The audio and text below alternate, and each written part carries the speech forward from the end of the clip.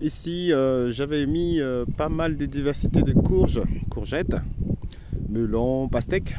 Et après, j'ai mis un couvert, justement parce que c'était la première année de culture, avec ce que je viens de citer. Et après ça, j'ai dû incorporer de la moutarde, du trèfle et de la facélie là-dedans aussi, pour justement permettre de créer justement les conditions idéales pour la reconstruction de mon sol après presque 22 ans sans cultiver ce sol. Là, cette partie, j'ai fini tard ma récolte de courges 2022. Du coup, j'ai sémé mon couvert d'avoine et de trèfle en décalé de mon couvert de moutarde, facélie et de l'averse et tout ça. Voilà, et donc l'autre partie plus bas. Et ici, nous avons des épinards, ici, avec un système de paillage en herbé qui est volontaire de ma part. À côté, j'avais des choux début d'automne jusqu'à début hiver. Ça, c'est fini. Choux rouges, choux de Milan, choux potus, des choux camus aussi là-dedans. Donc ça c'est fini, donc du coup j'avais paillé, donc vu le temps j'ai pas pu mettre du couvert ici. L'objectif, déjà les feuilles de chou apportent déjà énormément de matière au sol, donc ça joue un petit peu le rôle de l'apport, pas concrètement, mais voilà, ça peut être utilisé derrière pour partir sur des bulbes. Donc tout ce qui est pommes de terre peut être excellent ici. La terre doit être belle après, donc pas trop lourde aussi, pour que je puisse justement le faire là bientôt pour le mois de février. Et on attaque la partie du bas. Donc pareil, ici aussi j'ai terminé ici en pommes de terre. Donc j'ai terminé quasiment fin octobre. J'étais juste pour le couvert, mais ça m'a pas empêché quand même de lancer de l'avoine là-dessus, donc ça pousse, mais voilà, le temps n'est pas assez chauffant, mais ça peut repartir d'ici là, il n'y a pas de souci. Au milieu, c'est ma bande de tampons d'auxiliaire qui est là. Ça part des œillets d'Inde à plein d'autres espèces d'auxiliaires qui sont là dedans là.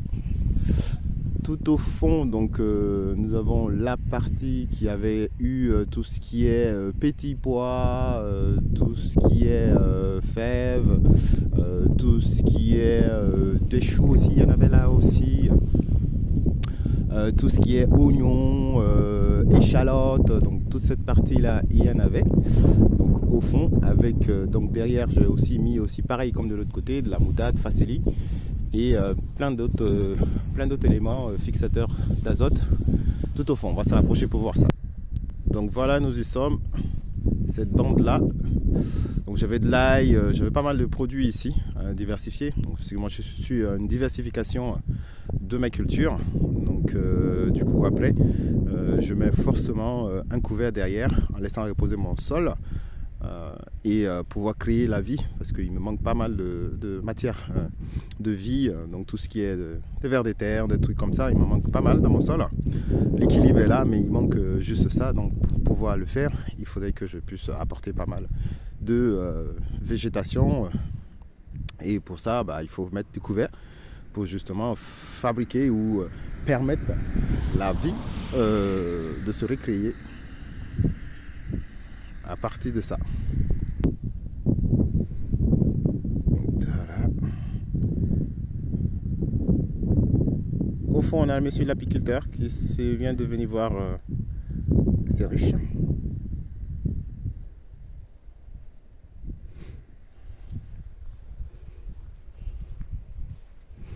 Donc voilà un peu le potentiel que nous aurons à travailler pour l'année prochaine, pour justement avoir une structure du sol équilibrée.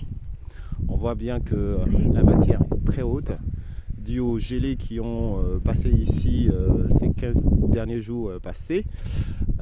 Ça fait tomber pas mal le couvert, ce qui est une bonne solution pour moi, parce qu'avec mon petit tracteur de 15 chevaux, ça a été un peu difficile à broyer tout ça facilement.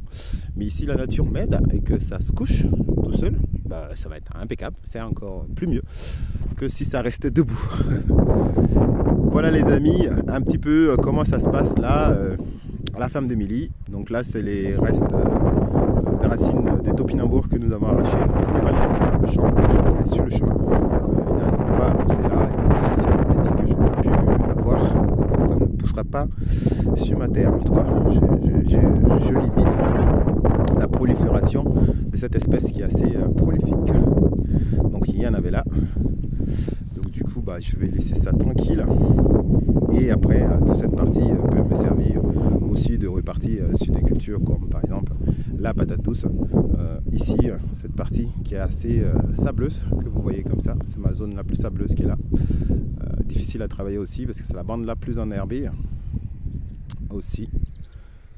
Mais toute cette partie a un potentiel énorme. Voilà. À l'année prochaine pour voir comment le transformement va être.